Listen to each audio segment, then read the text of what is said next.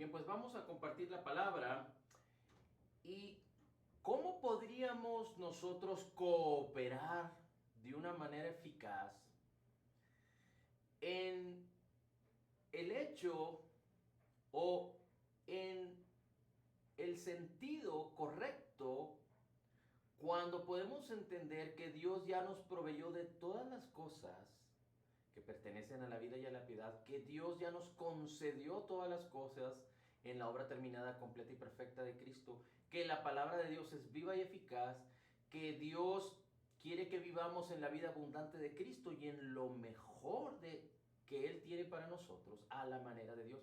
¿Cómo podemos nosotros cooperar con la verdad de la palabra? Que la palabra es viva y eficaz.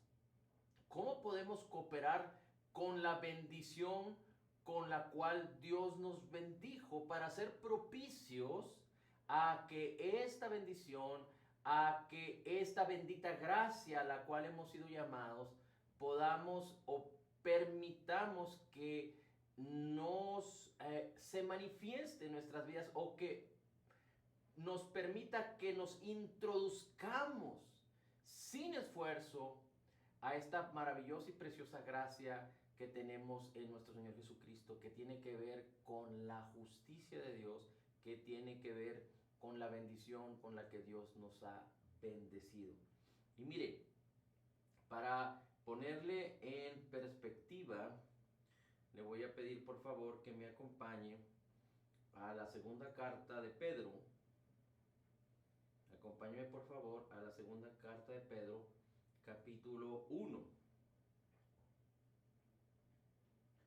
Dice el versículo 2, que la gracia y la paz les sean multiplicadas por medio del conocimiento de Dios y de nuestro Señor Jesús.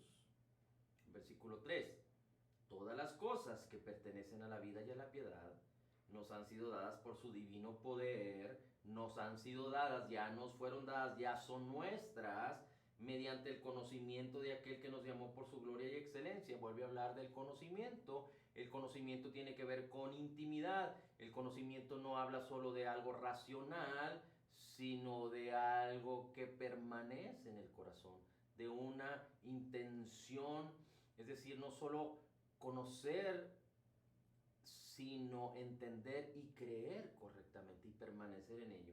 En el conocimiento de aquel que nos llamó por su gloria y excelencia, por medio de ellas nos ha dado preciosas y grandiosas promesas. Nos ha dado, ya nos dio y son nuestras preciosas y grandísimas promesas con un propósito. ¿Cuál es ese propósito? Que por ellas nosotros podamos participar de su naturaleza divina, habiendo huido de la corrupción que hay en el mundo a causa de los malos deseos. ¿Cómo es que tú y yo huimos de la corrupción del mundo? De dos maneras huimos de la corrupción del mundo. Primero, nuestra vieja naturaleza, nuestra naturaleza pecaminosa, murió en la cruz del Calvario. Ya no tenemos más la naturaleza pecaminosa si somos creyentes nacidos de nuevo.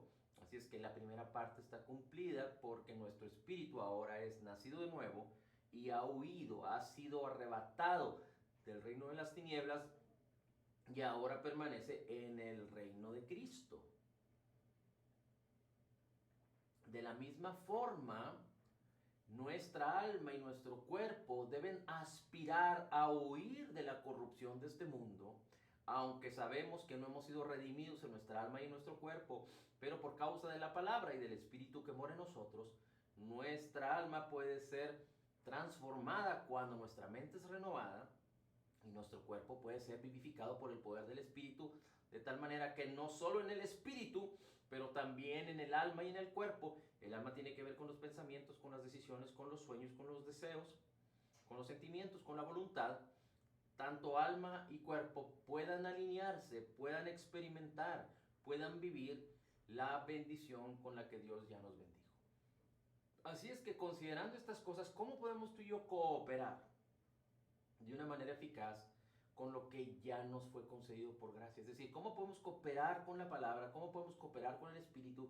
¿Cómo podemos cooperar con el Señor para apropiarnos de toda esta bendición, vivir en esta bendición y ser no solo copartícipes con Cristo de esta bendición, pero poder participar de las buenas nuevas de Cristo, del Evangelio, con muchas más personas que están esperando poder recibir el mensaje de salvación. Y mire, le voy a pedir por favor que me acompañe. Vamos a leer una historia muy pequeña. Bueno, esta puede ser tan grande como usted la quiera hacer, pero vamos a ir por favor a Segundo Libro de Reyes, capítulo 6, versículo 15. Segundo Libro de Reyes, capítulo 6, versículo 15. Dice así: el siervo de Eliseo se levantó esa mañana. Al salir de la casa vio un ejército rodeando la ciudad con caballos y carros. Y el siervo le dijo a Eliseo. Eliseo era el profeta de Dios que Dios había levantado para hablar o para vivir en el tiempo del pueblo de Israel, del gobierno de Israel del norte, es decir, de las 10 tribus que se habían separado de la tribu de Judá. Dice, el siervo le dijo a Eliseo: ¿qué vamos a hacer ahora, señor mío? Eliseo le dijo: no tengas miedo, el ejército que lucha por nosotros es más grande que el que lucha por ellos. Déjame le pongo en contexto. Resulta que había un reino y un rey que quería atacar al pueblo de Israel. Y todas las estrategias que definían no le servían para nada, porque Eliseo recibía la revelación de las estrategias del rey enemigo y las revelaba al rey de Israel. Así es que nunca podían ser sorprendidos. Las estrategias de guerra del rey enemigo no le servían, hasta que alguien dijo: es que Eliseo es el que le está diciendo al rey de Israel las estrategias del rey enemigo. Así es que el rey enemigo juntó a sus ejércitos y vino a buscar y a atrapar a Eliseo y venir en contra de él. Y así es que cuando el siervo de Eliseo salió de los aposentos y vio los ejércitos que venían en contra de ellos, se asustó y le dijo a Eliseo: Señor, todos estos vienen en contra de nosotros. Pero Eliseo le contestó, le dijo: no tengas miedo, el ejército que lucha por nosotros es más grande que el que lucha por ellos.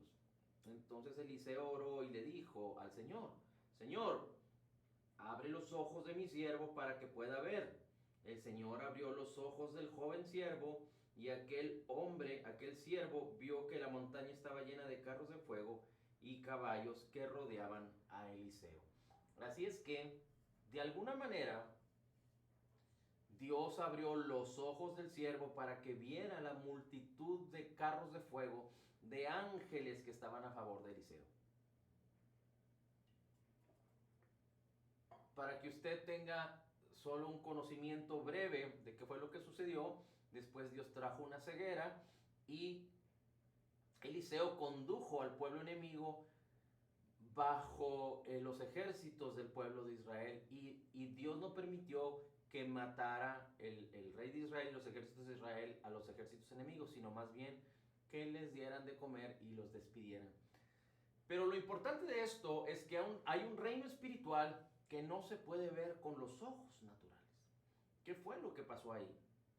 Aunque podríamos hablar de muchas cosas y deducir muchas cosas de lo que le sucedió al siervo, el hecho es de que el siervo de alguna manera vio. No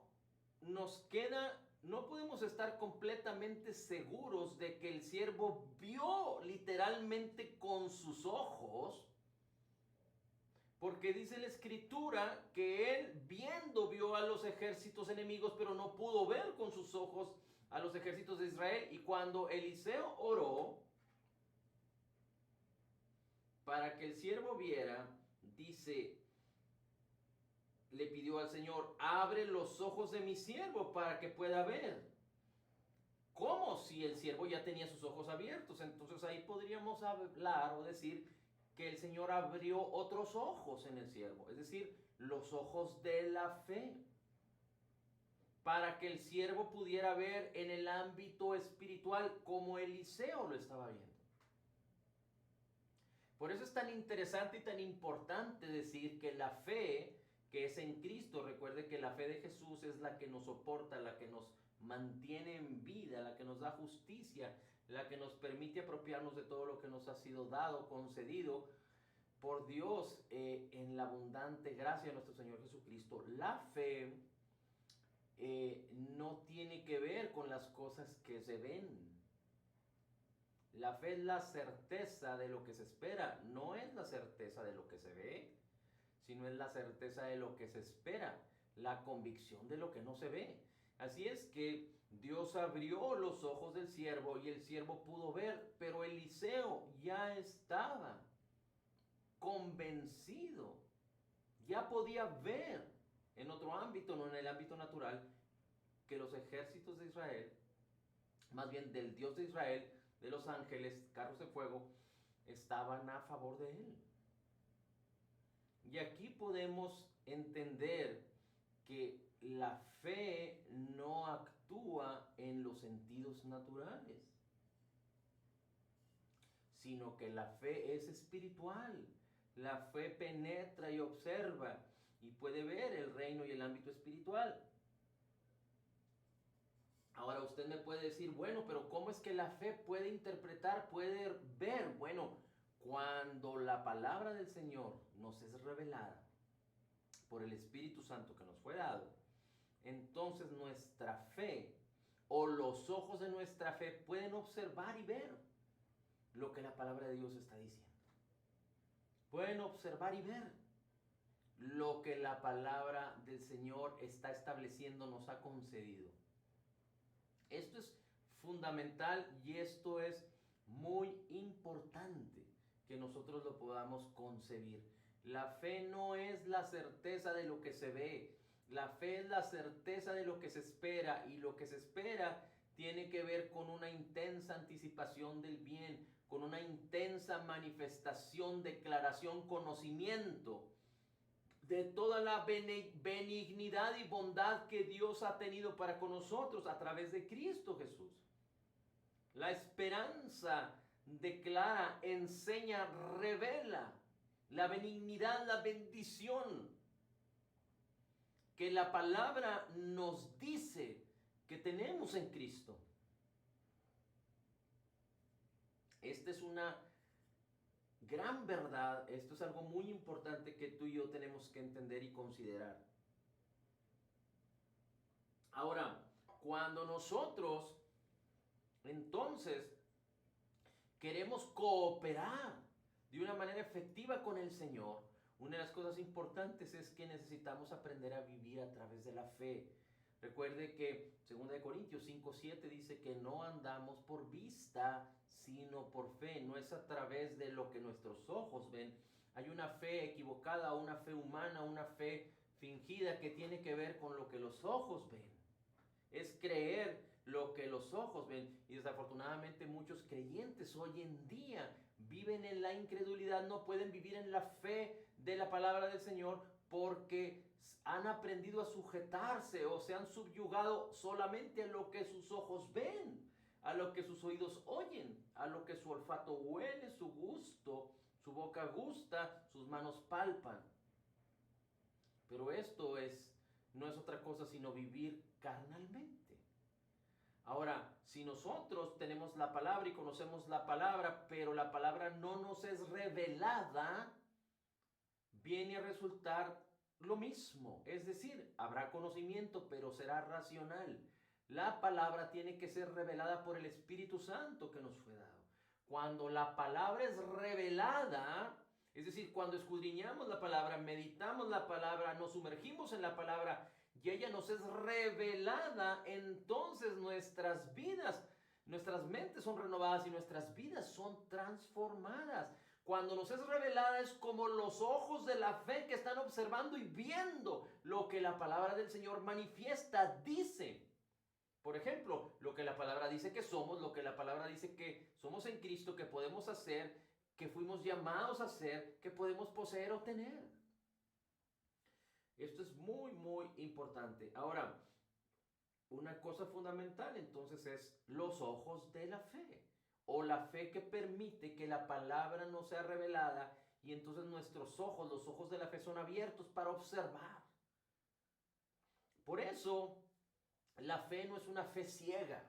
El mismo Señor Jesucristo dice que viendo el gozo puesto delante de él, sufrió, menospreció lo que él era y sufrió la muerte.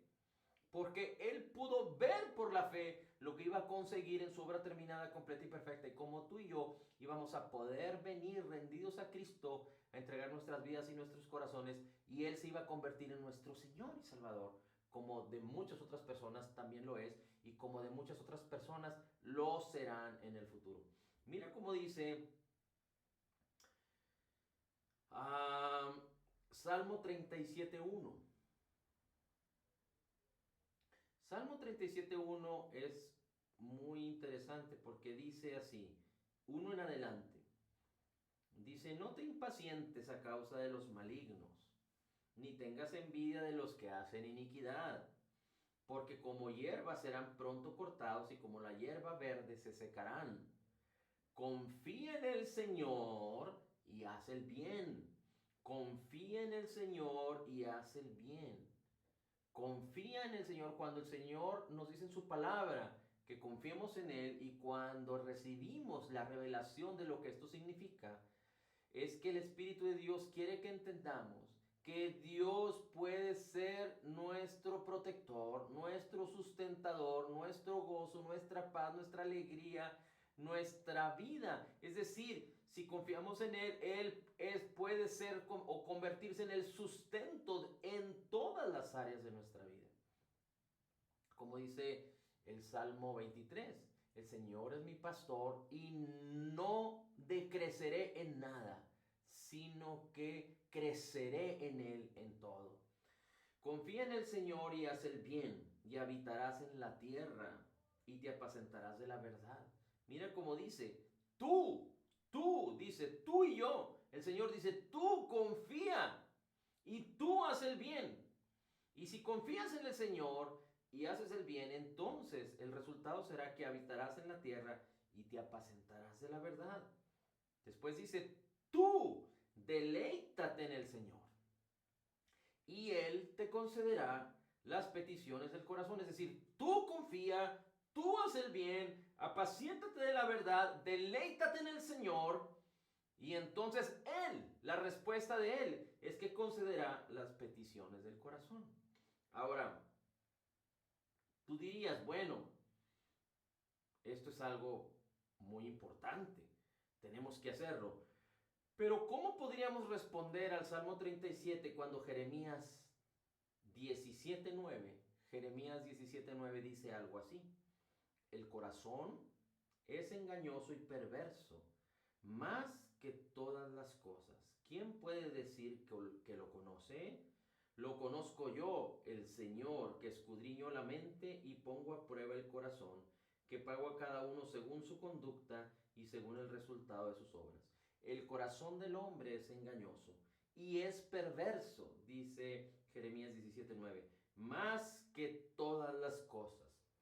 Así es que si el corazón del hombre es engañoso y es perverso, ¿cómo el Salmo 37 dice que Dios concederá las peticiones del corazón? Entonces, cuando hay un corazón perverso y un corazón engañoso y un corazón malo de incredulidad y deseos engañosos y perversos, ¿Dios cumplirá esos deseos engañosos en nuestros corazones? No, de ninguna manera. Dios no es hombre para que mienta, ni hijo de hombre que se arrepienta. Dios no puede ir en contra de su palabra. De hecho, lo que Dios ya lo hizo todo por nosotros y ya nos concedió todas las cosas que pertenecen a la vida y a la piedad. Y no es que Dios va a proceder a hacer como si no hubiera hecho, sino que cuando nosotros caminamos en fe, lo que haremos es que nos apropiaremos de lo que ya nos fue hecho, de lo que ya nos fue concedido. Podemos traer a memoria, a sustancia, a realidad en este mundo natural. Así es que dice, confía en el Señor y haz el bien y habitarás en la tierra y apacentarás de la verdad. Deleítate en el Señor y Él te concederá las peticiones de tu corazón. Y fíjate cómo dice el 5, encomienda al Señor tu camino. El Señor Jesús dijo, yo soy el camino, la verdad y la vida. Confía en Él y Él hará. Y exhibirá tu justicia como la luz y tu derecho como el mediodía. Guarda silencio ante el Señor y espera en Él. Guarda silencio ante el Señor y espera en Él. En otras palabras, lo que Dios nos está diciendo aquí es que tanto la mente y el corazón son muy importantes. Y si la mente y el corazón no son renovadas, no están inmersas en la palabra, entonces los deseos y los sueños y las maneras de Dios y el sistema de pensamiento que es la verdad de la palabra de Dios, de Cristo Jesús, no son parte de nuestras vidas, nunca vamos a poder apropiarnos de lo que ya nos fue concedido por gracia. Si nuestro corazón y nuestra mente son perversas y hay maldad en ellos, lo único que vamos a cosechar es para la carne, es muerte. Porque el que siembra para la carne, dice, cosechará para la carne, cosechará escasez, cosechará muerte. Pero el que siembra para el espíritu, cosechará vida, vida eterna, cosechará eternidad en Cristo. Así es que cuando nosotros permitimos que nuestra mente sea convicta por la palabra, cuando nosotros permitimos que a través de insistir, permanecer, escudriñar, meditar, conocer, entender y creer correctamente, que la palabra sea sembrada en el corazón, entonces permitimos que la fe empiece a desarrollarse, a ejercitarse y empezamos a apropiarnos de todos los deseos que Dios ya nos concedió, que son de acuerdo a su palabra, no son de acuerdo a un corazón perverso, sino de acuerdo a un corazón bueno, santo, perfecto, que es el corazón de Dios. Ahora, te tengo una gran noticia. Así como el Señor buscó a alguien conforme a su corazón y encontró a David, dice la Escritura que tú y yo fuimos justificados por causa de que Jesús resucitó. Y cuando venimos a Él a través de la fe de Jesús, la justicia de Dios nos trajo paz para con Dios. Y nos dio entrada a esta preciosa y maravillosa gracia que es en Cristo Jesús, el ser hijos nacidos de nuevo. Y dice la Escritura que ahora tenemos una esperanza, una intensa anticipación del bien, un entendimiento de la gran benignidad y de la gran bondad que Dios ha tenido para con nosotros en Cristo, que nos permite o que nos guía a que cambiemos nuestra manera de pensar cuando introducimos la palabra, cuando la ponemos en nuestros ojos, en nuestros oídos, en nuestra boca, en nuestra mente, en nuestro corazón. Y entonces, dice la Escritura, entenderás lo que Dios ya hizo contigo, que Él derramó su amor en tu corazón por el Espíritu Santo que nos fue dado. De tal manera que en la carne, separados de Dios, en nuestra vieja naturaleza teníamos un corazón perverso, inclinado hacia el mal. Ahora podemos amar no solo a Dios, sino amar a nuestros hermanos y cumplir el propósito de Dios en nuestras vidas por causa de que el amor de Dios ha sido derramado por causa de que Él nos amó primero y nosotros hemos entendido la revelación que habla acerca de la máxima expresión del amor de Dios hacia el hombre, que es Cristo Jesús, ofreciéndose como propiciación por nuestros pecados. Por eso la Escritura confirma y dice que podemos tener confianza en el día del juicio por causa de que Jesús murió por nosotros y porque dice la Escritura que el amor de Dios es perfecto y que como Jesús es, así somos nosotros en este mundo, porque Él nos amó primero y porque su amor nos favorece. Porque la perfección de Cristo Jesús en su obra terminada, completa y perfecta, cuando Él dijo, consumado es, esa palabra tiene que ver con perfección, con una obra terminada, completa y perfecta, nos favorece, nosotros hemos entendido, nos ha sido revelada por el Espíritu Santo, lo hemos creído, nos hemos apropiado de ello y ahora hemos sido llamados a permanecer en un corazón lleno de su amor, ejercitado por su amor, en una mente buscando la palabra para ser renovada, una mente renovada y caminar en la fe. No solo caminar en la fe a secas, pero caminar en una fe que está fundada en la palabra, en la fe de Jesús, con una mente renovada y con un corazón resarcido, redimido, un corazón que tiene el amor de Cristo inundándole, impactándole, constriñéndole, apretándole, sosteniéndole por causa de la palabra, del Espíritu de Dios que nos fue dado, de la abundancia de su gracia y del regalo gratuito de la preciosa y maravillosa justicia de nuestro Señor Jesucristo. Porque al que no conoció pecado, por nosotros Dios lo hizo pecado para que nosotros seamos hechos la justicia de Dios en Él, en Cristo Jesús. Amén. Padre, gracias, gracias, gracias, gracias Señor por tu amor, tu bendición, tu poder, tu palabra, tu espíritu, tu Hijo amado Jesucristo. Gracias Señor Jesús. En Cristo declaramos que somos total y completamente perdonados y sanados, perfectamente justificados, altamente favorecidos, profundamente amados, grandemente bendecidos, más que vencedores en Cristo Jesús. Como Jesús es, así somos nosotros en este mundo. Somos la justicia de Dios en Cristo, recibiendo de la abundancia de tu gracia y del regalo gratuito de tu justicia, podemos decir: todo lo puedo en Cristo que me fortalece. Amén, amén y amén.